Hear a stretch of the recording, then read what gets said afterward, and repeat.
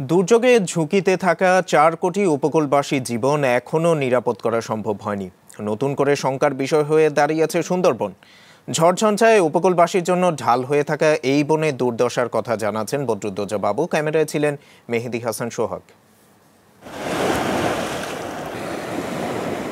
নদী ভাঙন এখানে বড় সমস্যা। গ্রামের পর গ্রাম বিলীন হচ্ছে, কোথাও থিতু হতে পারছেন না এই মানুষগুলো। আগে তো আমাকে একটা ভিটি বাড়ি ছিল ওই দিক, তো সেই জায়গায় ভিটি বাড়ি গানে নদীতে চলে গেলি, আমরা এখানে এই চরে এসে উঠিলাম। উঠলে আবার এলে এই করলে এই ভেড়ির পরে কিছুদিন বছর কানের মতন ছিলাম। তারপর আবার বললো কি যে আমরা রাস্তাঘাট দেবো, আঙ্গা আনতে সরো, তো আমরা এর নিচি এই গাবিতে বলেছি। চারপাশে পানির অভাব নেই, কিন্তু খাবার পানির তীব্র সংকট। জোয়ারের পানি এখানে বড় সমস্যা, লবণাক্ততা বাড়িয়ে দিচ্ছে। কৃষি জমি এখন আর খুঁজে পাওয়া যায় না, ফলে বদলে যাচ্ছে তাদের জীবন জীবিকা। চলে যায়।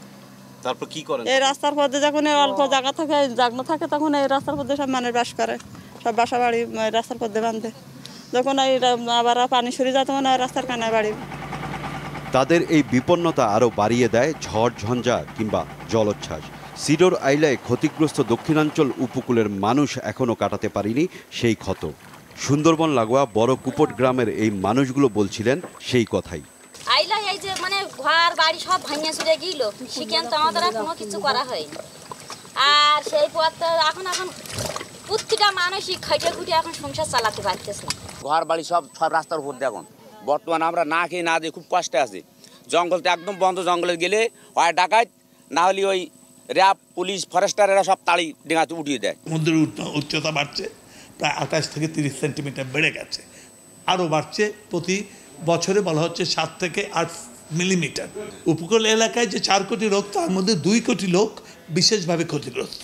প্রধানত করতে হবে সেটা হচ্ছে স্থানীয়ভাবে সাধারণ মানুষকে নিয়ে তাদের জীবনের পরিকল্পনা যেটা তারা গ্রহণ করতে পারে, সেই রকম প্রস্তুতি নিতে হবে।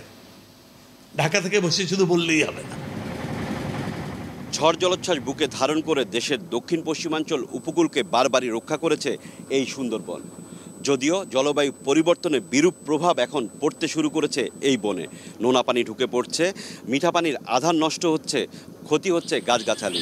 সাতক্ষীরা শ্যামনগরের কলাগাছিয়া পয়েন্ট, এই দিকটায় সুন্দরবন অনেকটাই নীরব, শান্ত।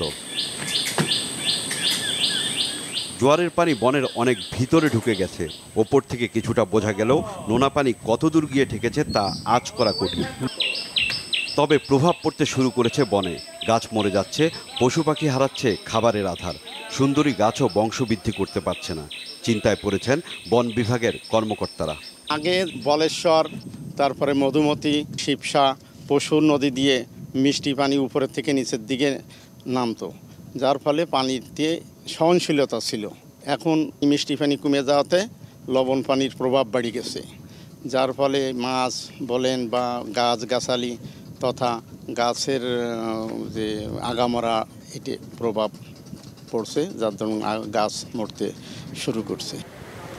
জাতিসংঘের গবেষণা প্রতিবেদনও বলছে, সমুদ্রের পানির স্তর আরও বাড়লে পাতলা হতে থাকবে ম্যানগ্রোভ জঙ্গল, যার প্রভাব এখনই দেখা যাচ্ছে সুন্দরবনে। বদরুদ্দোজা বাবু, মাছরাঙা সংবাদ, সুন্দরবন।